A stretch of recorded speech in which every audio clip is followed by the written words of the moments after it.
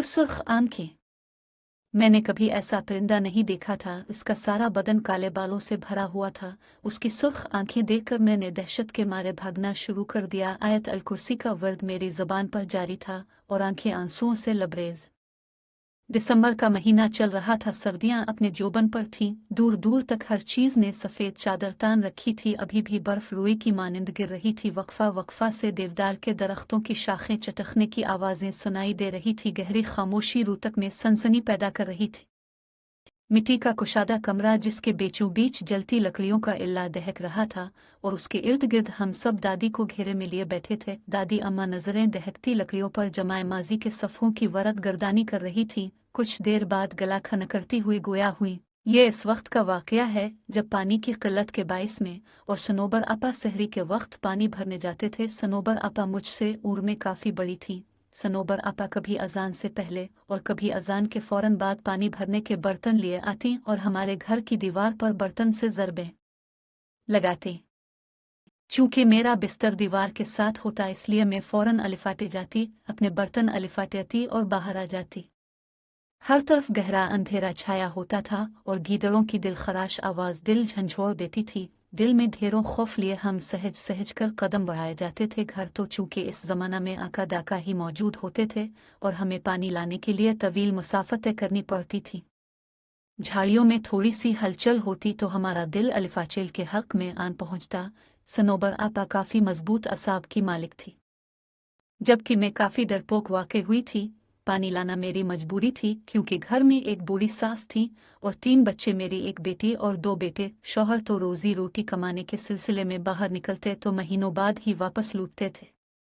आगे आगे सनोबर आपा होती थी जबकि पीछे मैं होती थी और कभी कभार तो मुझे वाज़े महसूस होता था कि मेरे पीछे कोई और भी चलता आ रहा है। अपने पीछे अलिफाटे जाने वाले कदमों की आवाज़ में बखूबी सुनती थी, लेकिन मुझे सनोबर आपा हमेशा नसीहत करती थी कि कभी किसी चीज़ के पीछे ना जाना चाहे। तुम कुछ भी देख लो और कभी पीछे मुड़कर नहीं देखना चाहे तुम्हें कुछ भी सुनाई दे रहा हो। मैंने उनकी बात को दिल पर नक्श कर दिया। मैं अपने पीछे कदमों की चाप सुनकर जोर से आंखें बंद कर लेती और दिल में आयत अल कुर्सी का विर्द शुरू कर देती। लेकिन जब तवील सफ़र तय करने के बाद बैठने को जी चाहता तो यूं महसूस होता जैसे बिल्कुल साथ कोई बैठा है। गर्दन घुमाकर आदेर अलिफादेर देखने पर सिवाय अंधेरे के कुछ दिखाई ना देता। हमारा रोज का आना जाना था। आकर रोज मुझे आवाज आई कि दीवार पर ज़रबे मारी जा रही हैं। मैं अलिफाटे अपने बर्तन अलिफाटे, लेकिन गहरा अंधेरा देखकर ठिठक गई। मुझे यूं महसूस हो रहा था जैसे आधी रात का वक्त हो। मैं बाहर गई तो देखा सनोबर आपा का दौर दूर तक कोई नामो निशान नहीं था। मैंने ये समझकर कदम रास्ते पर डाल दिए कि वो ज्यादा दूर नहीं होंगी और मैं उन तक पहुंच जाऊंगी। गीदड़ों की आवाजें पल भर को मेरे कदम साकित कर देती थी। मैंने भागना शुरू कर दिया लेकिन मैं उन तक नहीं पहुंच सकी।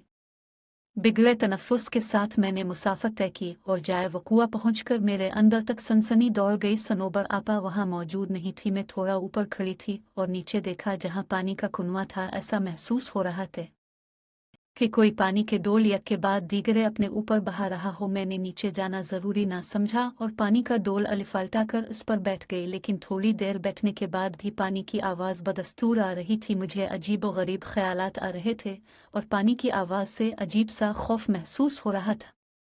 अपने पीछे किसी को महसूस किया तो मेरे जिस्म पर कपकपी तारी हो गई। मैंने लरजते हुए पीछे मुड़कर देखा तो किसी का नामो निशान भी न था। वहां एकदम से सन्नाटा छा गया। मेरी हैरत की इंतहा न रही। लेकिन इसी जगह ऊपर घने दरख्त की शाख पर कोई अजीब सा परिंदा बैठा मुझ पर नजरें गाड़े हुए था। अजीब किस्म का परिंदा था। मैंने कभी ऐसा परिंदा नहीं देखा था। उसका सारा बदन काले बालों से भरा हुआ था। उसकी सुर्ख आंखें देखकर मैंने दहशत के मारे भागना शुरू कर दिया। आयत अल कुर्सी का विर्द मेरी जबान पर जारी था और आंखें आंसुओं से लबरेज।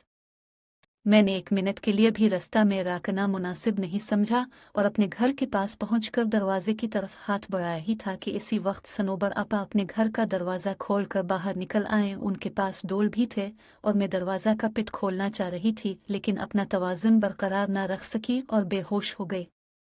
आँख खुली तो देखा इर्द गिर्द सब जमा थे। सनोबर आपा के घर के सब अफराद भी बैठे थे। मैंने पानी के लिए आवाज़ दी तो सब लपक आए। थोड़ी तबीयत बहाल होने पर मालूम हुआ कि आज चौथा रोज़ था और मैं मुसलसल बेहोशी की हालत में थी। मैंने इस रोज़ का वाकया सबके गोश गुजार किया तो सनोबर आपा माथा पेट के रह गई और बोले, जैसा तुम कह रही हो ये दुरुस्त है, तो हम इसको मौजिज़ा ही समझी कि तुम जिंदा सलामत लूट आई हो। मैंने रब का शुक्र अदा का। आज भी बदन पर सनसनी तारी हो जाती है जब कभी इस पानी की आवाज़ और इस अजीबो गरीब परिंदे का बालों भरा जिस्म आंखों के सामने आ जाए।